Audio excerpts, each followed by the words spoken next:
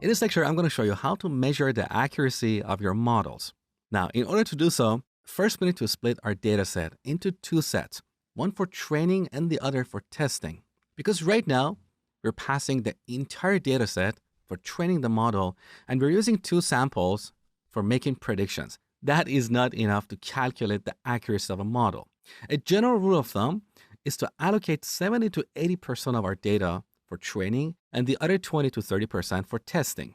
Then, instead of passing only two samples for making predictions, we can pass the dataset we have for testing, we'll get the predictions, and then we can compare these predictions with the actual values in the test set.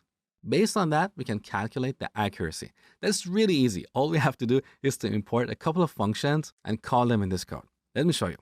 So first on the top, from sklearn.model_selection module, we import a function called train test split.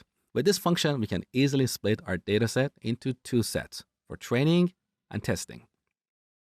Now, right here, after we define X and Y sets, we call this function.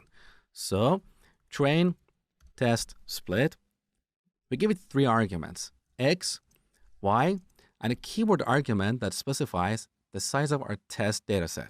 So test underline size, we set it to 0.2. So we are allocating 20% of our data for testing. Now, this function returns a tuple, so we can unpack it into four variables right here. X underline train, X underline test, Y underline train, and Y underline test. So the first two variables are the input sets for training and testing, and the other are the output sets for training and testing. Now, when training our model, instead of passing the entire dataset, we want to pass only the training dataset. So X underline train and Y underline train. Also, when making predictions, instead of passing these two samples, we pass X underline test. So that is the dataset that contains input values for testing. Now we get the predictions. To calculate the accuracy, we simply have to compare these predictions with the actual values we have in our output set for testing. That is very easy. First, on the top, we need to import a function. So from sklearn.metrics, import accuracy underline score. Now at the very end, we call this function, so accuracy score, and give it two arguments, Y underline test, which contains the expected values, and predictions, which contains the actual values. Now this function returns an accuracy score between 0 to 1. So we can store it here and simply display it on the console. So let's go ahead and run this program. So the accuracy score is 1 or 100%. But if we run this one more time, we're going to see a different result, because every time we split our dataset into training and test sets, we'll have different datasets, because this function randomly picks data for training and testing. Let me show you. So put the cursor in the cell. Now you can see this cell is activated. Note that if you click this button here, it will run this cell and also inserts a new cell below this cell. Let me show you. So if I go to the second cell, press the escape button. Now we are in the command mode. Press D twice. Okay, now it's deleted. If we click the run button, you can see this code was executed and now we have a new cell. So if you want to run our first cell multiple times, every time we have to click this and then run it and then click again and run it. It's a little bit tedious. So I show you a shortcut. Activate the first cell and press Control and Enter. This runs the current cell without adding a new cell below it.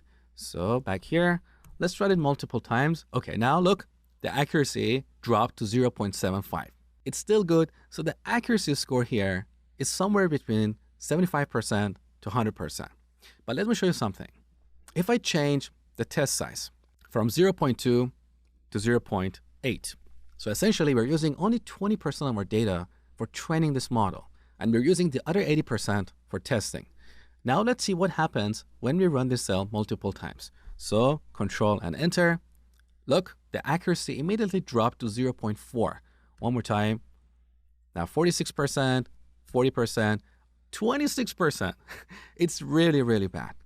The reason this is happening is because we are using very little data for training this model.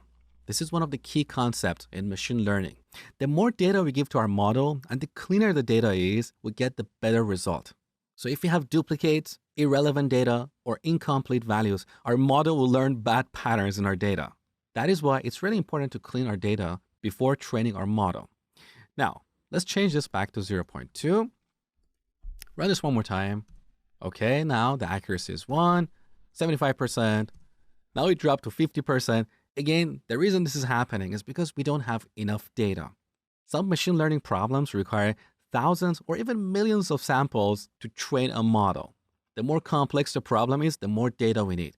For example, here we're only dealing with a table of 3 columns, but if you want to build a model to tell if a picture is a cat or a dog or a horse or a lion, we'll need millions of pictures. The more animals we want to support, the more pictures we need. In the next lecture, we're going to talk about model persistence.